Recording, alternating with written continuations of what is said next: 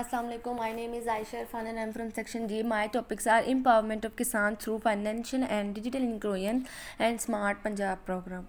Firstly, I will explain you empowerment of Kisan through financial and digital inclusions.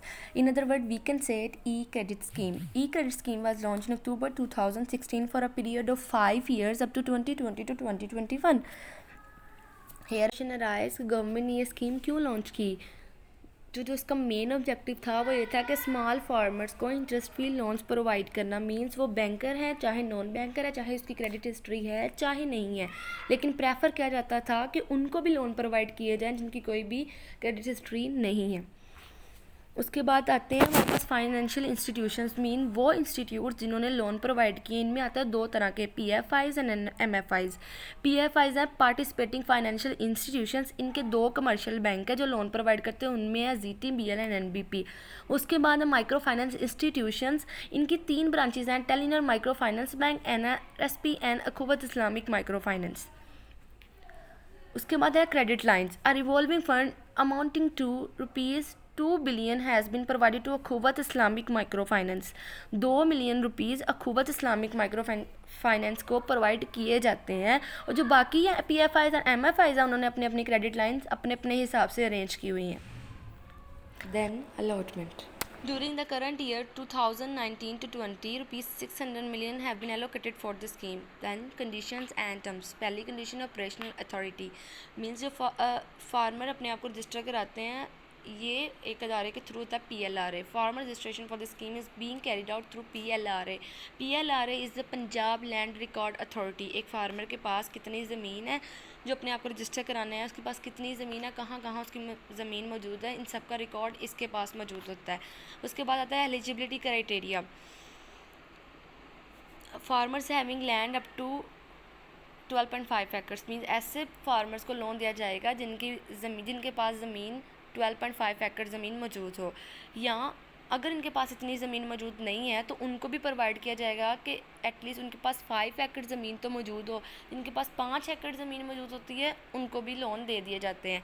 उसके बाद ये जो applicant होते हैं, इनके लिए एक शर्त होती है कि जहाँ से इनका लैंड है ना, जहाँ पे इनकी ज़मीन है, ये उसी यूनियन काउंसिल से बिलोंग करते हों तो ही इन्हें लोन दिया जाएगा, वरना से नहीं दिया जाएगा। The borrower must have a valid copy of CNIC की कॉपी उसके पास मौजूद होनी चाहिए। उसके बाद आते हैं loan limit. The maximum amount for the interest loan is 30,000 पर एकड़ फॉर रबी क्रॉप्स एंड 40,000 पर एकड़ for kharif crops. Then objectives. The primary objective of the scheme is to facilitate the farmer to have a bumper crop, to enable farmer to sell the product at affordable prices. Farmer को अपना product affordable prices में cell करना चाहिए। Means उनको अपना profit भी सही तरह से रख के आगे सेल करने चाहिए। उसके बाद increase farmer digital literacy.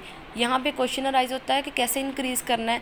Farmers को स्मार्टफोन प्रोवाइड करके और ऐप इंस्टॉल करके दिए जाएँ जिससे इनकी डिजिटल लिटरेसी इंक्रीज़ हो। उसके बाद आता है हाईएस्ट प्रॉफिट मार्जिन। मीन्स जो फार्मर्स होते हैं सबसे ज़्यादा मेहनत ये करते हैं, लेकिन जब ये अपने प्रोडक्ट्स मार्केटिंग लेवल पे जाते हैं, उसके बाद कंज्यूमर तक पहुँचते हैं, तो ये जो मार्केटिंग से कंज्यूमर के दरमियान का जो प्रॉफिट मार्जिन होता है ये ज़्यादा होता है as compared to farmer profit margins. तो इसका एक ऑब्जेक्टिव ये भी था इस स्कीम का कि जो प्रॉफिट मार्जिन हैं, जो फार्मर्स के प्रॉफिट मार्जिन है, इनको बढ़ाया जाए।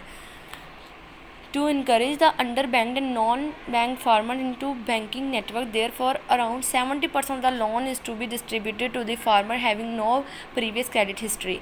मीन्स जिनकी बैंकर्स हैं या नहीं है, जिनकी कोई प्रीवियस हिस्ट्री है नहीं है क्रेडिट हिस्ट्री, उनको भी 70% लोन प्रोवाइड किए गए। Then outcomes, financial intervention and digital intervention. Here are 2 outcomes.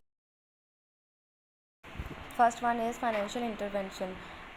First step is to update the living standard of farming communities and to elevate the poverty. Farmers के standard को raise किया जाए, update किया जाए, और इनमें जो पॉवर्टी है ना उसको एलिवेट कर दिया जाए। Up till now a total number of 4,70,810 of farmers have registered bye PLRA under the e-credit scheme. Then total of 9,16,768 number of loans have been disbursed to the small farmers of Punjab amounting to rupees 61.99 billion by PFIs. 9,16,768 868 number of loans जो कि छोटे जो farmers हैं उनको provide कर दिए गए हैं और उनका टोटल अमाउंट 61.99 बिलियन है। और जिन इंस्टीट्यूशंस ने ये प्रोवाइड किए हैं वो PFIs हैं, मींस पार्टिसिपेटिंग फाइनेंशियल इंस्टीट्यूशंस। इसके भी आगे 2 कमर्शियल बैंक्स हैं, GTBL एंड NBP, हम पहले डिस्कस कर चुके हैं। The government of Punjab has paid a subsidy of ₹5.522 billion.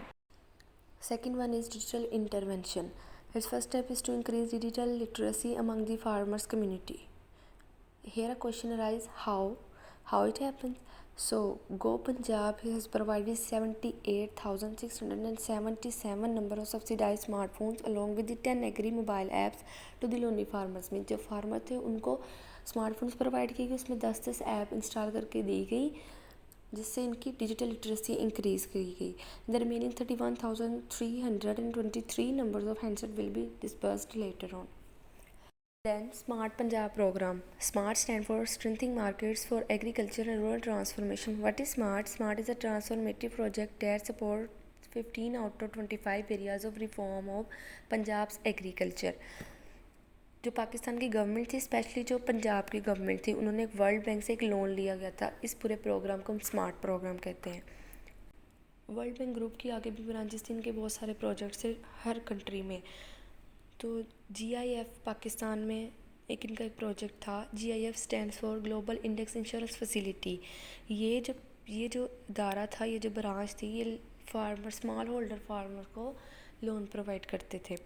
फिर आता है IBRD stands for international bank for reconstruction development.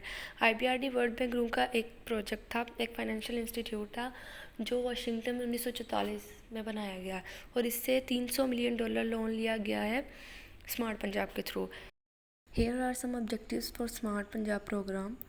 First is to increase the productivity of crops and livestock. How to increase the productivity of crops and how to increase the productivity of livestock. Crops की productivity को इस तरह से increase किया जाता है कि हम लैंड को अच्छी तरह से प्रिपेयर करते हैं, फर्टिलाइज़र यूज़ करते हैं, अच्छी क्वालिटी का सीड यूज़ करते हैं, उसके बाद पेस्टिसाइड्स यूज़ करते हैं, उसको एक्यूरेट वेदर देते हैं, रेगुलर स्कॉटिंग होती है, उसके बाद सॉइल का टेस्ट होता है, उसकी क्वालिटी कैसी है, उसके बाद लाइफ स्टॉक प्रोडक्टिविटी को कैसे इंक्रीज़ करते हैं। सबसे पहले तो हमें फूड स्पॉइलेज को रोकना है। मीन्स जो ओवरऑल वर्ल्ड में फूड प्रोड्यूस होता है उसका 1/3 वेस्ट होता है। Means 1.3 billion turns per year ये फूड वेस्ट हो जाती है। हमें इसको रोकना है। उसके बाद हमें क्वालिटेटिव मटेरियल प्रोड्यूस करने हैं, डाइवर्सिटी को इम्प्रूव करना है, फिर हमें गोल लोकल होना पड़ेगा। Second one is to improve the climate resilience. Third one is foster agri business development in Pakistan. Agri business development includes all agriculture business activities from production to consumption. Agriculture input जो है उसका supply करना है, उसकी processing करनी है, उसकी distribution करनी है इन प्रोडक्ट्स की, उनको मार्केटिंग लेवल पे लेके जाना, ये सारा एग्री बिजनेस में आता है। Hope so everything is clear to you.